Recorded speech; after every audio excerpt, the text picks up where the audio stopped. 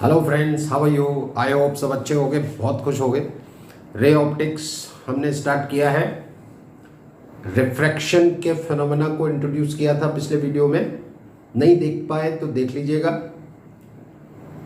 मैं हमेशा आपसे बोलता हूँ, नॉट ओनली इन फिजिक्स, ऐसा नहीं कि फिजिक्स के लिए ये बात कह रहा हूँ, कोई भी टेक्निकल सब्जेक्ट है, केमिस्ट्री है, मैथमेटिक्स है, कंटिन्यूएशन बहुत ज़रूरी है, कंटिन्यूटी बहुत ज़रूरी है। सारे टॉपिक्स एक दूसरे से कनेक्टेड रहते हैं, इसलिए पिछला टॉपिक क्लियर नहीं है तो अगला टॉपिक क्लियर होने का सवाल ही नहीं है। तो हमने पिछले वीडियो में रिफ्रैक्शन से रिलेटेड काफ़ी डिटेल डिस्कशन किया था कि रिफ्रैक्शन क्या होता है, क्यों होता है, कैसे होता है, कौन कौन सी बातों का ध्यान रखना है, ये सब। डेंसर मीडियम क्या होता है, रेयर मीडियम क्या होता है, छोटी छोटी बातें हैं, लेकिन ये कंसेप्ट आपके क्लियर होने चाहिए।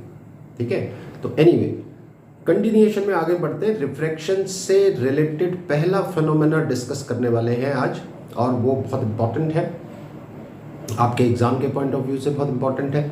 तो नाम क्या है? Total internal reflection.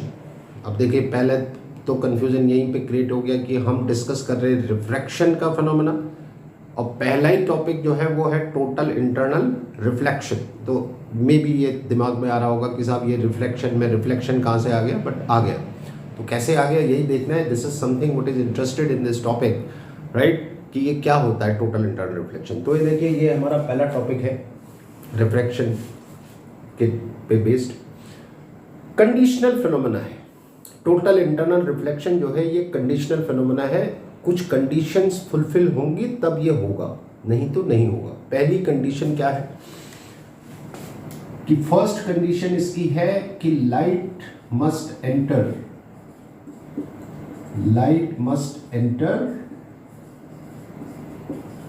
From denser to rare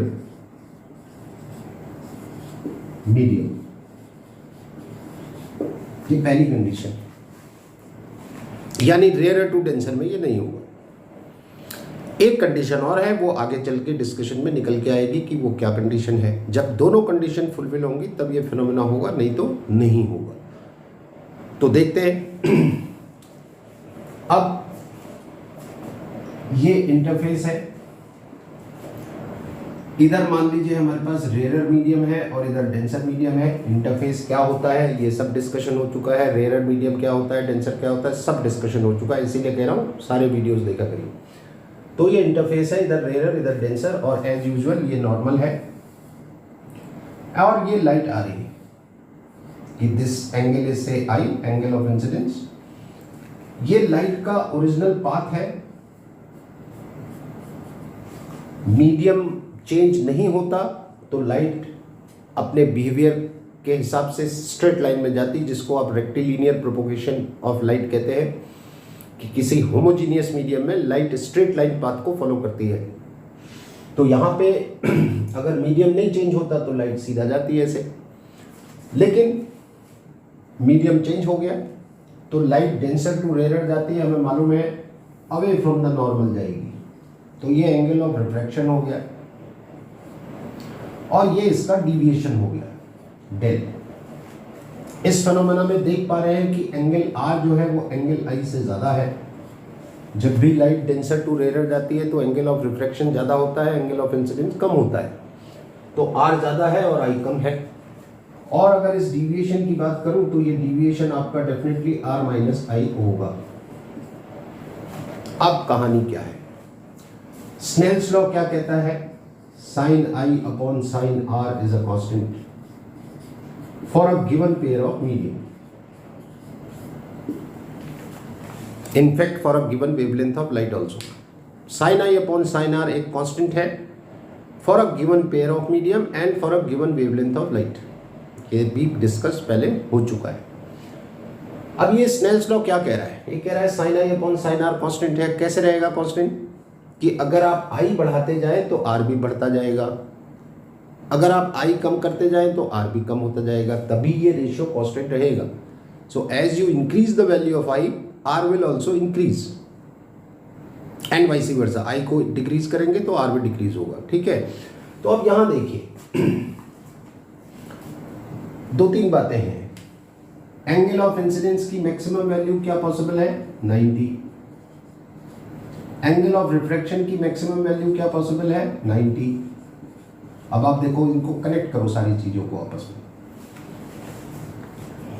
कि जब लाइट डेंसर टू रेयर जा रही है तो अवे फ्रॉम द नॉर्मल जाएगी, क्योंकि अवे फ्रॉम द नॉर्मल जाएगी तो आर की वैल्यू आई से ज्यादा है। स्नेल्स लॉ कह रहा है आई को बढ़ाओगे तो आर भी बढ़ेगा।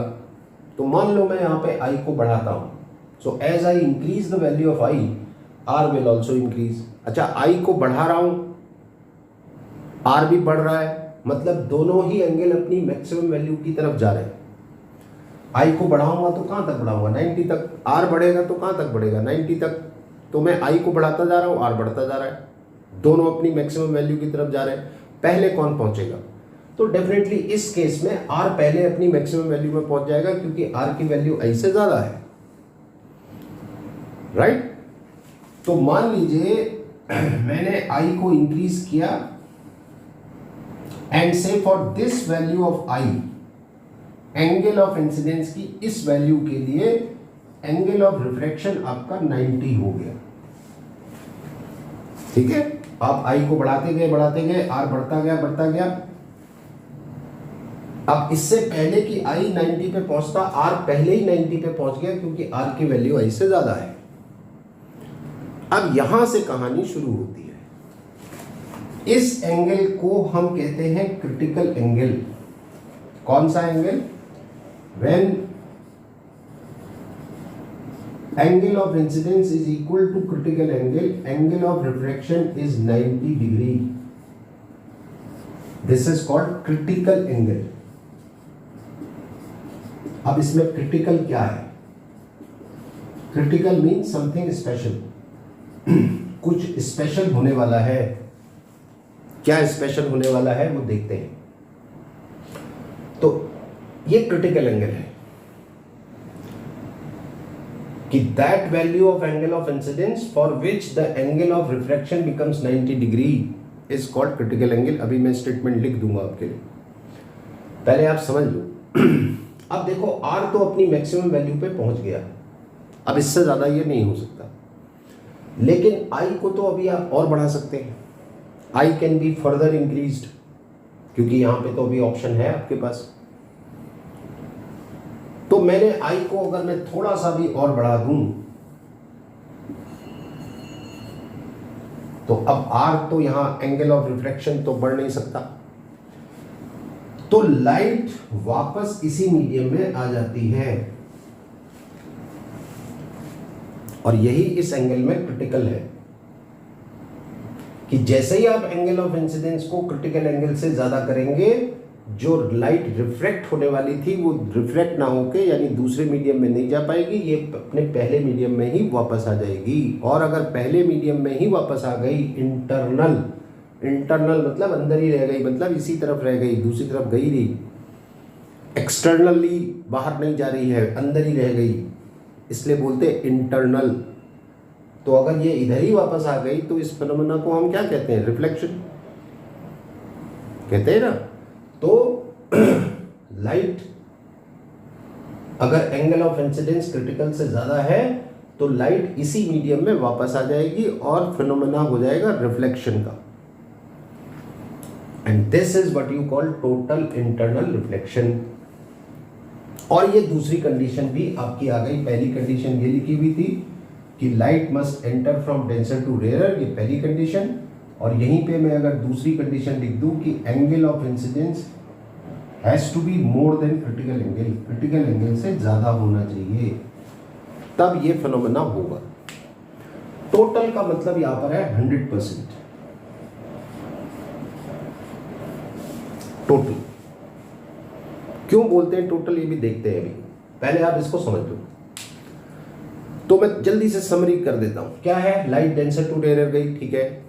Angle of refraction angle of incidence से ज्यादा है, ठीक है। आई को बढ़ाऊंगा, आर भी बढ़ेगा। आई और आर की मैक्सिमम वैल्यू दोनों की 90 है। आई बढ़ाता जाऊंगा तो आर बढ़ता जाएगा। आर अपनी मैक्सिमम वैल्यू पे पहले पहुंचेगा क्योंकि आर की वैल्यू आई से ज्यादा है इस फिनोमेना में, तो एक एंगल ऑफ इंसिडेंस ऐसा है जिसके लिए एंगल ऑफ रिफ्रैक्शन कितना हो गया 90, और इसके बाद अगर एंगल ऑफ इंसिडेंस को थोड़ा सा भी बढ़ा दूं तो लाइट दूसरे मीडियम में ना जाके पहले मीडियम में वापस आ जाएगी, and the phenomena is known as total internal reflection. ठीक है, अब ये भी देख लेते हैं कि 100% की बात क्या हो रही है। तो देखो, जब किसी नॉर्मल केस में किसी इंटरफेस पे जब लाइट आती है, अगर यहीं पे मैं बनाऊं ये इंटरफेस है, अगर लाइट आएगी तो इस लाइट का एक पार्ट रिफ्लेक्ट होता है और एक पार्ट इसका रिफ्रैक्ट होता है, थोड़ा बहुत लाइट एब्जॉर्ब भी होती है। रिफ्रैक्शन के फिनोमेना में भी रिफ्लेक्शन होता है, ये ध्यान रखिएगा। आप कहेंगे साहब कैसे पता? पानी दिखाई देता है, ग्लास दिखाई देता है, तो पानी आपको दिखाई दे रहा है का मतलब पानी की सरफेस लाइट को रिफ्लेक्ट कर रही है, इसीलिए वो दिख रहा है आपको। ग्लास की सरफेस लाइट को रिफ्लेक्ट कर रही है, इसलिए ग्लास भी दिख रहा है। कोई भी चीज आपको दिखाई देती है बिकॉज ऑफ रिफ्लेक्शन, या फिर उसके अंदर से लाइट निकल रही हो, खुद ही अंदर से लाइट, जैसे सन है, स्टार्स हैं, सेल्फ इल्यूमिनेटेड है, उनकी अपनी खुद की लाइट है। अदरवाइज जो बॉडीज लाइट खुद एमिट नहीं कर सकती, फिर वो रिफ्लेक्शन की वजह से हमें दिखाई देती है कि किसी और सोर्स की लाइट उन पर पड़ेगी, रिफ्लेक्ट होके आपकी आइज में आएगी, तो वो चीज़ आपको दिखाई देगी। तो पानी आपको दिखाई देता है, ग्लास आपको दिखाई देता है, इसका मतलब पानी भी रिफ्लेक्ट कर रहा है लाइट को, रिफ्रैक्ट भी कर रहा है लेकिन रिफ्लेक्ट भी कर रहा है। पानी के अंदर की चीज़ें आपको दिख रही है का मतलब रिफ्लेक्ट कर रहा है, पानी खुद दिखाई दे रहा है मतलब रिफ्लेक्ट कर रहा है। तो कोई भी सरफेस पे लाइट आएगी तो उसका एक पार्ट रिफ्लेक्ट होगा और एक रिफ्लेक्ट होगा। लेकिन इस फिनोमेना में जो रिफ्लेक्ट हो रहा था वो तो हो ही रहा था, जो रिफ्लेक्ट हो रहा है वो तो हो ही रहा है, लेकिन जो रिफ्लेक्ट हो रहा था वो भी इधर आ गया, यानी टोटली रिफ्लेक्शन हो गया, यानी रिफ्लेक्शन हो ही नहीं रहा है। इसलिए बोलते हैं टोटल इंटरनल रिफ्लेक्शन, 100% रिफ्लेक्शन मिल रहा है आपको। तो यहीं पे एक क्वेश्चन मैं बता दूं आपको कि वो पूछते हैं कि साहब मिरर से ज़्यादा बढ़िया रिफ्लेक्शन आपको मिले। Mirror is a very good reflector, mirror बहुत बढ़िया रिफ्लेक्टर होता है, लेकिन बहुत बढ़िया होता है, परफेक्ट नहीं होता है। तो आपसे पूछेंगे कि टोटल इंटरनल रिफ्लेक्शन के फिनोमेना में जो रिफ्लेक्शन आपको मिल रहा है क्या वो बेटर है या मिरर वाला रिफ्लेक्शन बेटर है? तो डेफिनेटली इस फिनोमेना वाला बेटर है, क्योंकि इसमें 100% रिफ्लेक्शन की आप बात करें, और मिरर भी लाइट 100% रिफ्लेक्ट नहीं करता है, 100% रिफ्लेक्ट नहीं करता, वो भी थोड़ा बहुत लाइट उसमें एब्जॉर्ब भी होती है, ये ध्यान रखिएगा। तो पूछ सकते हो, कहीं भी अगर आपके पास ऑप्शन होगा, कहीं भी अगर चॉइस आपके पास होगी कि साहब मिरर के रिफ्लेक्शन को यूज करना है या इस फिनोमेना में जो रिफ्लेक्शन मिल रहा है उसको यूज करना है, तो definitely you will go with this phenomena. Mirror को रिप्लेस करके इस फिनोमेना को यूज करके आप लाइट को रिफ्लेक्ट कराएंगे। मैं एग्जांपल बताऊंगा आपको आगे, पर ये पूछा जाता है, ठीक है। So this is called total internal reflection. अब मैं फटाफट क्रिटिकल एंगल और TIR का स्टेटमेंट लिख देता हूं ताकि आपके बोर्ड के एग्जाम में काम आए। बाकी तो स्टेटमेंट की जरूरत नहीं पड़ेगी, लेकिन वैसे स्टेटमेंट आपको पता होना चाहिए, ठीक है। तो फटाफट देख लेते हैं कि इसको हम डिस्क्राइब कैसे करेंगे कि टोटल इंटरनल रिफ्लेक्शन क्या होता है। क्रिटिकल एंगल को भी इन्वॉल्व कर देते हैं इसी में, ठीक है। तो लेट्स सी। तो देखिए, मैंने आपके लिए स्टेटमेंट लिख दिया, बहुत आसान है, और एक ही स्टेटमेंट में दोनों डेफिनेशन मैंने कवर कर दी। कैसे करना है ये देख लीजिए कि when light enters from denser to rare medium, then for a certain value of angle of incidence, angle of refraction becomes 90 degree. This is called critical angle. अगर आप यहीं पे स्टेटमेंट खत्म कर दें तो क्रिटिकल एंगल की डेफिनेशन आ गई। इसी स्टेटमेंट को आगे कंटिन्यू करें कि if angle of incidence is further increased, light comes back to the same medium, the phenomena is called total internal reflection. तो यहां से लेके यहां तक ये टोटल इंटरनल रिफ्लेक्शन का स्टेटमेंट है। अगर यहीं पे छोड़ दें तो क्रिटिकल एंगल का स्टेटमेंट है, और यही हो रहा है। और इसमें दोनों कंडीशंस भी आ गई। ये देखिए, ये पहली कंडीशन आ गई टोटल इंटरनल रिफ्लेक्शन की कि light must enter from denser to rare, और ये दूसरी कंडीशन आ गई कि angle of incidence critical angle से ज्यादा होना चाहिए। ये टोटल इंटरनल, तो यही हो रहा है। देखिए, जब लाइट डेंसर टू रेयर जा रही है तो एक एंगल ऑफ इंसिडेंस ऐसा है, ये वाला, ये एंगल ऑफ इंसिडेंस ऐसा है जिसके लिए एंगल ऑफ रिफ्रैक्शन कितना है 90। और जैसे ही मैंने एंगल ऑफ इंसिडेंस को यहां से थोड़ा और बढ़ाया तो लाइट अभी इसी मीडियम में वापस आ गई। This phenomena is called total internal reflection. अब इसी डायग्राम से फटाफट हम क्रिटिकल एंगल का फॉर्मूला भी देख लेते हैं क्या होता है। उसके लिए डेफिनेटली स्नेल्स लॉ की हेल्प हम लेंगे। तो इस फॉर्मूले में अगर I को IC ले लूं, एंगल ऑफ इंसिडेंस को मैं IC ले लूं, तो एंगल ऑफ रिफ्रैक्शन कितना होगा 90 डिग्री। और ये कांस्टेंट क्या होता है रिफ्रैक्टिव इंडेक्स। तो ये लाइट क्योंकि डेंसर टू रेयर जा रही है तो यहाँ क्या लिखेंगे d mu r. D mu r को क्या लिख सकते हैं mu r upon mu d. Sine 90 कितना हो गया 1। तो यहाँ से क्रिटिकल एंगल का formula sine IC equals to mu r upon mu d. ये आपका क्रिटिकल एंगल का फॉर्मूला है। समझ गए। This is the formula for critical angle. इस फॉर्मूले को कई जगह बुक्स में ऐसे भी लिखा होगा sine IC equals to 1 upon mu. तो ये म्यू क्या है आर म्यू डी है। ये ध्यान रखना। मेरा सजेशन आपको है क्रिटिकल एंगल का फॉर्मूला ऐसे आप याद करें, कोई कंफ्यूजन नहीं होगा।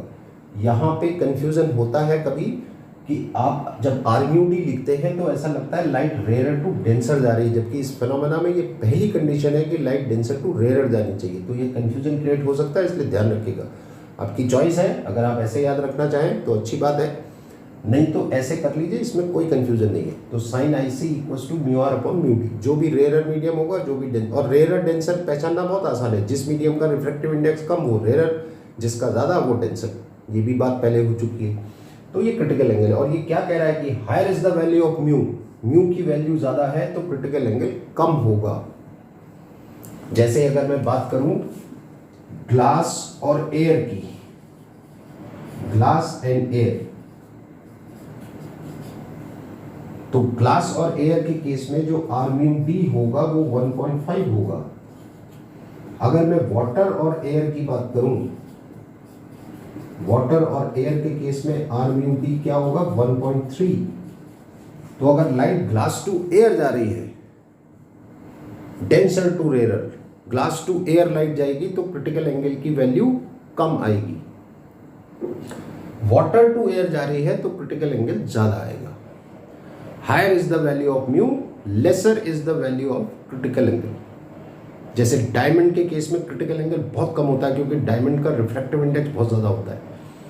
Very small value of critical angle for diamond, and this is the reason behind the sparkling of diamond. Diamond क्यों स्पार्कल करता है?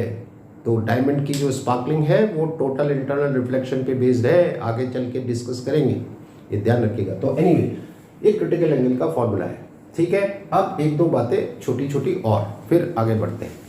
तो देखिए ये इंटरफेस है, ये नॉर्मल है, ये लाइट एंटर की रिफ्लेक्ट हो गई। अच्छा, पहला केस मैंने लिया है कि अगर एंगल ऑफ इंसिडेंस, मैंने यहाँ पे I और R यूज ना करके θ1 θ2 ले लिया, तो एक ही बात है। तो इस एंगल पे लाइट आई, ये एंगल ऑफ इंसिडेंस, और रिफ्लेक्ट हो गई इस एंगल पे। अगर angle of incidence critical angle से कम है, अभी हमने देखा जब तक angle of incidence critical angle से कम है तब तक रिफ्रैक्शन होगा। If the value of angle of incidence is less than critical angle तो रिफ्रैक्शन होगा। लेकिन अगर angle of incidence critical angle से ज़्यादा है तो फिर टोटल इंटरनल रिफ्लेक्शन होगा, ठीक है। तो मान लीजिए एंगल ऑफ इंसिडेंस क्रिटिकल से कम है, रिफ्रैक्शन हो रहा है, तो ठीक है रिफ्रैक्शन हो रहा है तो लाइट इस एंगल पे आई, θ2 पे रिफ्लेक्ट हुई, तो डिविएशन कितना होगा θ2 माइनस θ1 होगा ना। ये जो डिविएशन मिला है आपको कितना मिला है θ2 माइनस θ1। अब यहाँ पे स्नेल्स लॉ लगाऊं, कौन सी फॉर्म लगाऊं? Mu sine theta equals to constant. Snell's law हम ऐसे भी देखते हैं।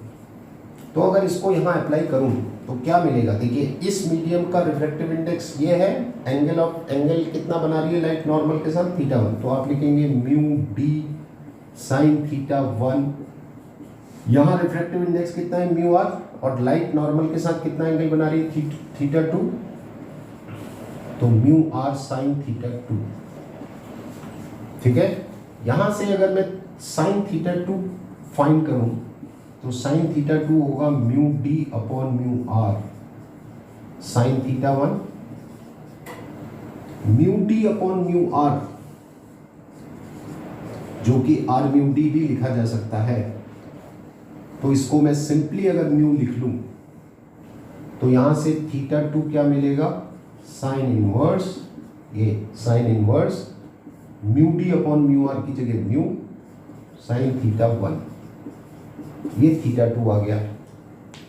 थीटा 2 की ये वैल्यू यहां रख दूं तो ये जो डिविएशन है इसको मैं लिख सकता हूं sign inverse mu sine theta 1 minus theta 1, ये डिविएशन आ रहा है। और ये जो इक्वेशन है it's a non linear equation है, यानी स्ट्रेट लाइन की नहीं है, नॉन लीनियर इक्वेशन। और नॉन लीनियर भी इंक्रीजिंग इक्वेशन है। इंक्रीजिंग का मतलब क्या हुआ कि अगर आप थीटा 1 यानी एंगल ऑफ इंसिडेंस को इंक्रीज करेंगे, थीटा 1 मतलब angle of incidence, angle of incidence को इंक्रीज करेंगे तो डिविएशन बढ़ेगा, लेकिन नॉन लीनियरली बढ़ेगा, यानी लीनियर इंक्रीमेंट नहीं होगा। ये मतलब है इसका। अभी मैं इसको ग्राफिकली दिखाऊंगा। अब इधर आ जाओ, आई होप आप ये समझ गए होंगे। देखो मैं फिर समझा देता हूँ। थीटा 1 एंगल पे लाइट आई, थीटा 2 पे रिफ्लेक्ट हुई, डिविएशन कितना मिला, थीटा 2 माइनस थीटा 1, ये डिविएशन मिला आपको। फिर आपने स्नेल्स लॉ की ये फॉर्म लगाई, देखिए mu sine theta equals to constant, ये पढ़ा है हमने पिछले डिस्कशन में। तो यहाँ रिफ्रैक्टिव इंडेक्स कितना है, म्यू डी, एंगल कितना बना रही है लाइट नॉर्मल के साथ, थीटा 1, तो म्यू डी साइन थीटा 1। यहाँ रिफ्रैक्टिव इंडेक्स म्यू आर, कितना एंगल बना रही है लाइट नॉर्मल से, theta 2, mu are sine theta 2। तो साइन थीटा 2 को मैं लिख सकता हूँ mu D upon mu are sine theta 1। और mu D upon mu r मतलब आर म्यू डी को म्यू लिख लीजिए, ये आ गया। थीटा 2 की वैल्यू यहाँ रिप्लेस कर दी मैंने, तो डेल के लिए डेल और थीटा 1 में ये रिलेशन आ रहा है, where mu is a constant for a given pair. तो ये इक्वेशन आई। इस इक्वेशन में एक वेरिएबल थीटा 1 है और एक वेरिएबल डेल है, बाकी म्यू तो कांस्टेंट है फॉर अ गिवन पेयर। जैसे लाइट ग्लास टू एयर जा रही होगी तो म्यू की वैल्यू फिक्स होगी, या वाटर टू एयर जा रही होगी तो फिक्स होगी, या ग्लास टू वाटर जा रही होगी तब भी म्यू की वैल्यू फिक्स होगी। तो म्यू कांस्टेंट है, बाकी थीटा 1 और डेल वेरिएबल हैं। तो थीटा 1 को चेंज करूंगा, डेल भी चेंज होगा, यानी डिविएशन अलग अलग मिलेगा अलग अलग थीटा 1 के लिए। और ये रिलेशन बता रहा है कि ये नॉन लीनियर है, यानी स्ट्रेट लाइन की इक्वेशन ये नहीं है, और ये इंक्रीजिंग है। इंक्रीजिंग का मतलब इस एंगल को इंक्रीज करूंगा तो डेल भी इंक्रीज होगा, ये बता रहा है। ठीक है, अब इसमें क्योंकि इंक्रीजिंग है तो अगर मैं यहां पे थीटा 1 को थीटा सी ले लूं, जो कि एंगल ऑफ इंसिडेंस की मैक्सिमम पॉसिबल वैल्यू है फॉर द रिफ्रैक्शन, लाइट के रिफ्रैक्ट होने के लिए एंगल ऑफ इंसिडेंस की मैक्सिमम वैल्यू क्या हो सकती है, थीटा सी, यानी क्रिटिकल एंगल। क्योंकि जैसे ही angle of incidence critical angle से ज्यादा होगा तो लाइट का रिफ्रैक्शन नहीं होगा, रिफ्लेक्ट हो जाएगी। और हम ये रिफ्रैक्शन की बात कर रहे हैं यहाँ पे। तो रिफ्रैक्शन हो, इसके लिए ये जरूरी है कि थीटा 1 यानी एंगल ऑफ इंसिडेंस जो है क्रिटिकल एंगल से कम होना चाहिए। तो अगर मैं एंगल ऑफ इंसिडेंस को क्रिटिकल एंगल के इक्वल भी ले लूं तब भी रिफ्रैक्शन माना जाएगा। तो ये इसकी मैक्सिमम वैल्यू है पॉसिबल थीटा 1 की, ज्यादा ज्यादा इतना हो सकता है एंगल रिफ्रैक्ट होने के लिए। तो अगर मैं यहाँ पे थीटा 1 को थीटा सी ले लूं, ठीक है, तो मुझे मालूम है जब एंगल ऑफ इंसिडेंस इतना होगा तो एंगल ऑफ रिफ्रैक्शन कितना होगा, 90। तो आपको डिविएशन मैक्सिमम मिलेगा, कितना मैक्सिमम डिविएशन मिलेगा आपको, π/2 माइनस थीटा सी, इतना मिलेगा मैक्सिमम डिविएशन। अब इसको ध्यान से देखिए, ये बात हो रही है रिफ्रैक्शन की। जब तक लाइट रिफ्रैक्ट हो रही है तो ये डिस्कशन हम कर रहे हैं। तो लाइट जब तक रिफ्रैक्ट हो रही है आपको मैक्सिमम डिविएशन इतना मिलेगा, π/2 माइनस थीटा सी, इससे ज़्यादा नहीं मिलेगा। और वो मैक्सिमम डिविएशन आपको मिलेगा इस एंगल ऑफ इंसिडेंस में। जब एंगल ऑफ इंसिडेंस क्रिटिकल के बराबर होगा तो डिविएशन मैक्सिमम होगा और इतना होगा। ठीक, अब इधर आ जाते हैं। अब देखो यहाँ लाइट आपकी रिफ्लेक्ट हो गई कि एंगल ऑफ इंसिडेंस क्रिटिकल से ज़्यादा है तो लाइट रिफ्लेक्ट हो गई। जब लाइट रिफ्लेक्ट होगी तो रिफ्लेक्शन के रूल्स को फॉलो करेगी, और रिफ्लेक्शन का रूल क्या कहता है, एंगल ऑफ इंसिडेंस और angle of reflection are equal. तो लाइट इस एंगल पे आई थी, रिफ्लेक्ट हो गई, तो इसी एंगल पे रिफ्लेक्ट होगी थीटा 1 पे। तो अब आपको कितना डिविएशन मिल रहा है, ये डिविएशन है, देखिए ये लाइट का ओरिजिनल पाथ है, लाइट ऐसे जा रही थी लेकिन फाइनली ऐसे आ रही है, तो डिविएशन ये हो गया, इतना डिविएशन हो गया। तो डेल कितना है, तो डेल है pi minus theta 2 twice of theta 1। Total angle आपका 180 हो गया। ये पाई में से 2 थीटा 1 माइनस कर दीजिए, डिविएशन आ जाएगा, ये डिविएशन है। और ये एक लीनियर इक्वेशन है, इसमें भी देखो थीटा 1 और डेल वेरिएबल है। थीटा 1 को बढ़ाते जाओगे डेल कम होता जाएगा, दिख रहा है -2 थीटा 1 है। As you increase the value of theta 1 del will decrease. और टोटल इंटरनल रिफ्लेक्शन के लिए भी थीटा की मिनिमम वैल्यू क्या है, देखो यहां पे थीटा 1 की मिनिमम वैल्यू रखोगे तो ये मैक्सिमम आएगा। तो थीटा 1 की मिनिमम वैल्यू क्या है, एंगल ऑफ इंसिडेंस की मिनिमम वैल्यू क्या होनी चाहिए टोटल इंटरनल रिफ्लेक्शन के लिए, थीटा सी। अब यहां पे कंफ्यूजन हो रहा होगा आपको, I am very much sure.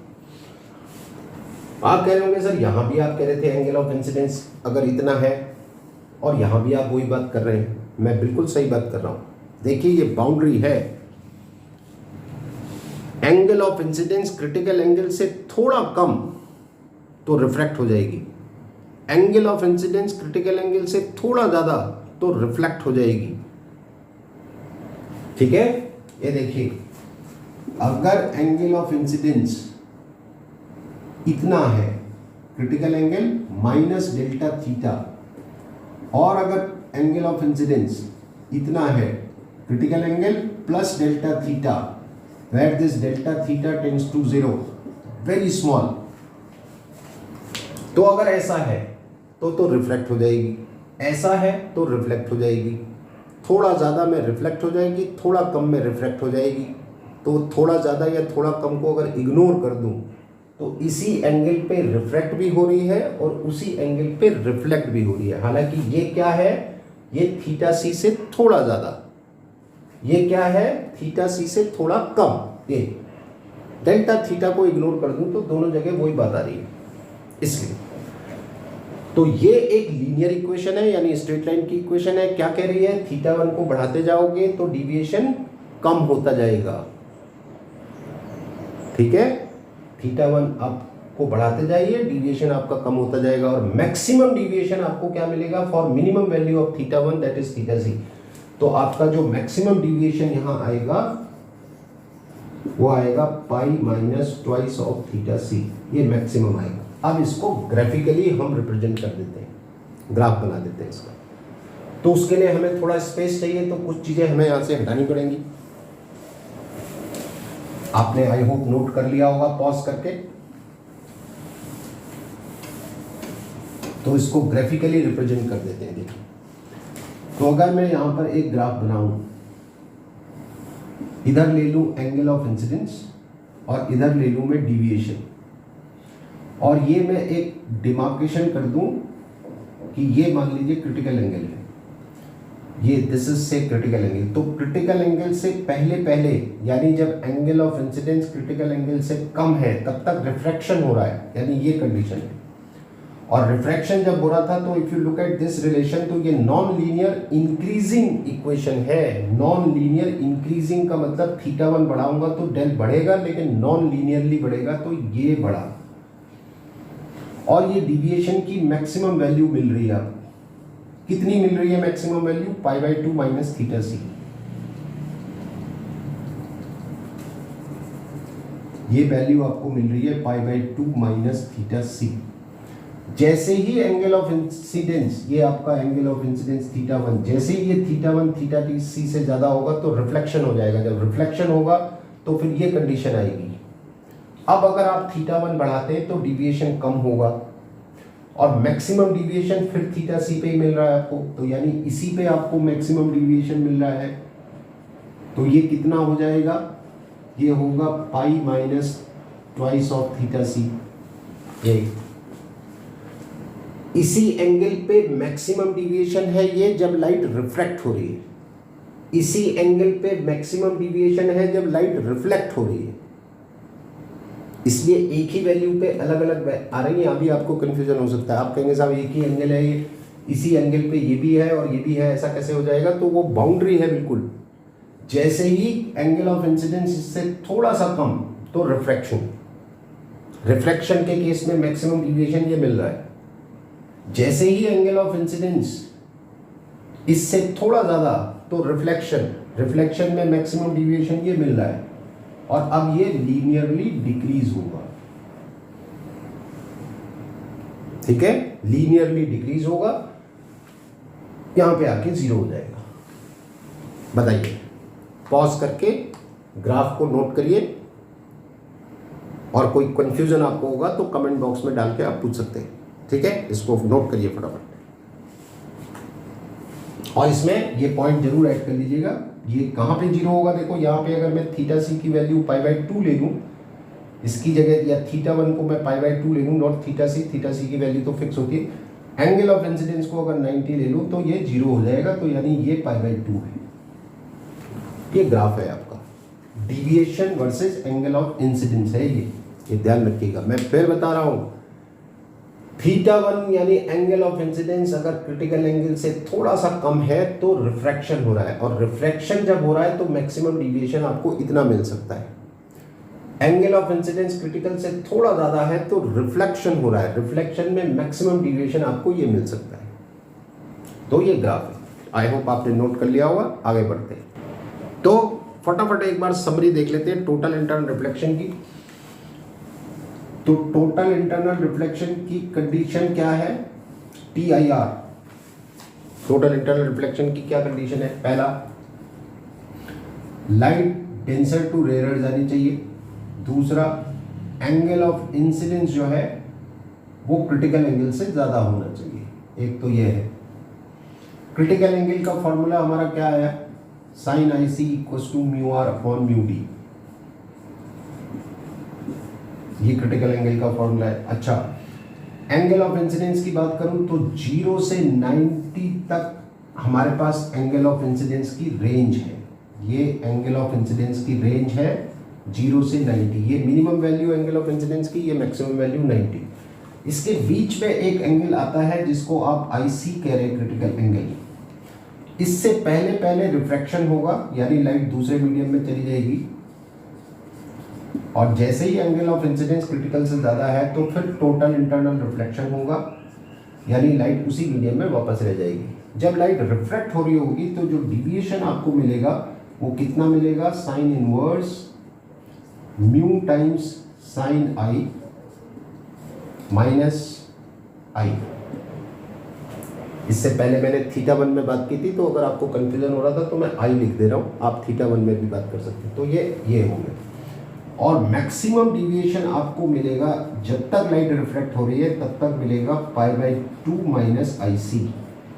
ये मैक्सिमम मिलेगा जब तक लाइट रिफ्लेक्ट हो रही है। ठीक है, जब टोटल इंटरनल रिफ्लेक्शन होगा तो आपका जो डिविएशन आएगा वो π माइनस ट्वाइस ऑफ I आएगा। जब टोटल इंटरनल रिफ्लेक्शन है तो डिविएशन ये होगा, और मैक्सिमम डिविएशन आपको क्या मिलेगा? π माइनस ट्वाइस ऑफ IC। ये मैक्सिमम मिलेगा। ये बात मैं अभी समझाना कोशिश कर रहा था। देखो, रिफ्रैक्शन के लिए एंगल ऑफ इंसिडेंस की मैक्सिमम वैल्यू IC है, और टोटल इंटरनल रिफ्लेक्शन के लिए एंगल ऑफ इंसिडेंस की मिनिमम वैल्यू जो है वो IC है। यानी इसी एंगल पे रिफ्रैक्शन की भी बात कर सकते हैं, और इसी एंगल पे टोटल इंटरनल रिफ्लेक्शन की भी बात कर सकते हैं। कम या ज्यादा की बात है। अगर एंगल ऑफ इंसिडेंस इससे थोड़ा सा कम है तो रिफ्रैक्शन, अगर इससे थोड़ा सा ज्यादा है तो रिफ्लेक्शन। ये हमने टोटल इंटरनल रिफ्लेक्शन में अभी तक डिस्कस किया है। So this is all for today's discussion. I hope आपको समझ में आया होगा टोटल इंटरनल रिफ्लेक्शन क्या होता है। अब नेक्स्ट वीडियो में मैं इस टॉपिक से रिलेटेड सारे न्यूमेरिकल्स आपके लिए लाऊंगा, मैक्सिमम पॉसिबल जो हो सकते हैं इंपॉर्टेंट न्यूमेरिकल्स, ताकि आपका कंसेप्ट थोड़ा और बढ़िया बिल्डअप हो। ठीक है, so this is all for today. Thank you very much, best of luck. Videos देखते रहिए, सब्सक्राइब करिए, लाइक करिए और शेयर करिए। ठीक है।